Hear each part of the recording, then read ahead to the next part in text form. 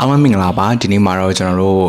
ဒီဇင်ဘာ31ရက်နေ့อ่ะပေါ့နော်တင်ထားတဲ့ post လေးမှာကန်ဆယ်မဲဖောက်ပေးမယ်ဆိုတာပေါ့နော်ဒီ screenshot လေးတွေမှန်ထားတယ် share ထားတဲ့ဟာကို screenshot မှန်ထားတဲ့သူလေးပေါ့နော်စုစုပေါင်းဒီ post အောက်မှာ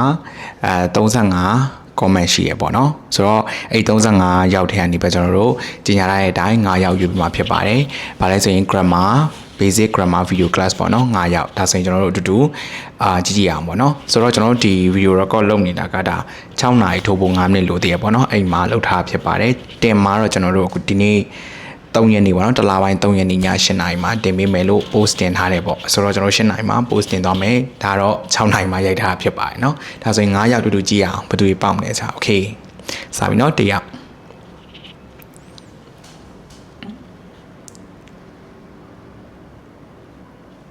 ပထမဆုံးတယောက်ကတော့ဝင်းမိုးတူဖြစ်ပါတယ်ဝင်းမိုးတူเนาะဝင်းမိုးတူ screenshot လေးနဲ့လည်းမှန်ထားတယ်ဝင်းမိုးတူပေါ့เนาะ okay အဲ့တော့ပေါက်တဲ့လူတွေတွေက screenshot နဲ့ page မှာ link လေးလာယူပေးပါเนาะ okay ဒုတိယတစ်ယောက်ကိုတော့ပါမယ်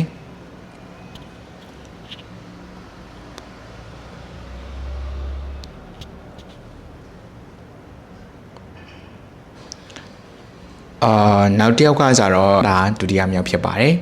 ဒါဆိုရင်3ယောက်မြောက်ကိုသွားမယ်နော်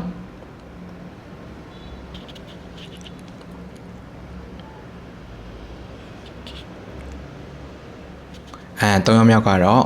TT9ဖြစ်ပါတယ်မတ် TT9 ပေါ့နော်3ယောက်မြောက်ပါ4ယောက်မြောက်ကိုသွားပါမယ်နော်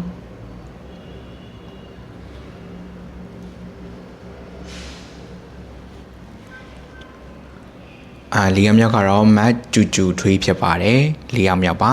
နောက်ဆုံးကိုယူပါမယ်နောက်ဆုံးတစ်ယောက်ကိုယူပါမယ်နော်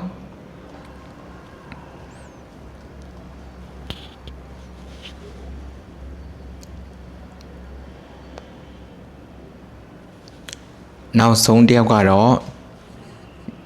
ယောက်ျားလေးမင်္ဂလာတော့မသိပါနော်တီဟန်ဖြစ်ပါတယ်ဆိုတော့စုစုပေါင်း9ယောက်ပြည့်သွားပြီပေါ့နော်ဆိုတော့ကျွန်တော်တို့ဒီခုပေါက်သွားတဲ့9ယောက်ကscreenshot လေးနဲ့ page မှာ link လာယူပေးပါနော် okay နောက်ထပ်ဘယ်လိုမျိုး cancel mail တွေနဲ့ကျွန်တော်တို့ထပ်ပြီးတော့မှလုပ်ပေးဦးမလဲဆိုတာကို post လေးမှာထပ်ပြီးတော့မှကြည့်ပေးပါဦးနော်ขอบคุณครับสวัสดีครับ